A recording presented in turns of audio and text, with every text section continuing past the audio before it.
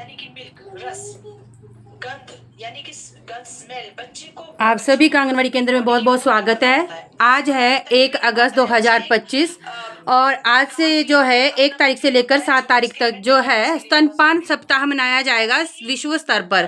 तो स्तनपान सप्ताह ब्रेस्ट फीडिंग डे जो है ये हमारी धात्री माताओं के लिए मतलब एक किस्म से जागरूकता अभियान है कि वो जो है जैसे ही बच्चा पैदा होता है तो उनको पैदा होने से लेकर 6 महीने तक सिर्फ और सिर्फ माँ का ही दूध पिलाना है और कोई भी एक्स्ट्रा चीज़ बच्चों को नहीं पिलानी है। तो इसी के लिए जो है हमारे साथ जो है ये जो आपको हमने लिंक दे रखा है, इसमें लिंक में आप लोगों को भी जुड़ने को, गर्भवती धात्री को जुड़ने के लिए बोला गया है। तो ये भी आपको जानकारियाँ दे रहे हैं। जब फीमेल ने दूध पिलाना होता है तो बच्चे को अपनी छाती से जब माँ लगाती है तो बच्चे के मेंटली जो हार्मोन्स पैदा होते हैं वो उसके मेंटल बैलेंस के लिए बोलो या मानसिक स्वास्थ्य के लिए बोलो तो वो बहुत अच्छे रहते हैं। तो इसी तरह जो दूध है, दूध को इसलिए अमृत कहा जाता है क्योंकि ये जो बच्चा है ये माँ के शरीर से पैदा हुआ है। आप समझ रहे हैं, हम बोलते हैं कि ये चीज हमें सूटेबल नहीं है, ये चीज हमें पसंद नहीं है, ये चीज हमारे शरीर को सूट नहीं करती।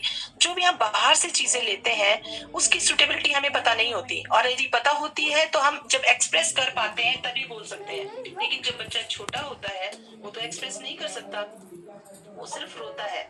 तो उसके लिए माता का दूध इसलिए भी अमृत है क्योंकि उसने माता के शरीर से जन्म लिया है, उसी शरीर के तत्वों से उसका निर्माण हुआ है।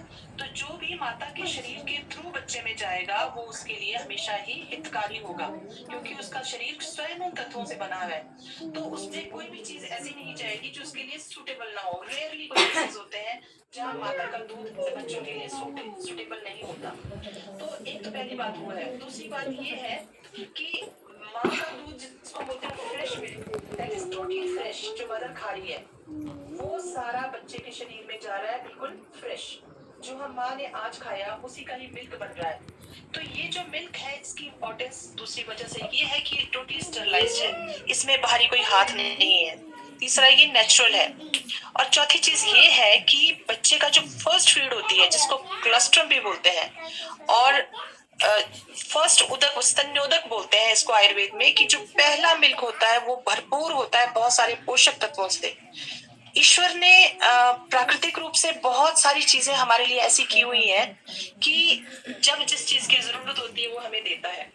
तो जब बच्चा माँ के शरीर से बाहर आता है तो वो बहुत नाजुक होता है, उसकी इम्यूनिटी बहुत कम होती है, उसकी त्वचा बहुत नाजुक होती है। आप जानते हैं बच्चों को पानी भी उबाल के देना पड़ता है। बच्चे के कहीं खरोंच लग जाए, स्किन इतनी नाजुक होती है कि वो उसको सह नहीं पाती है।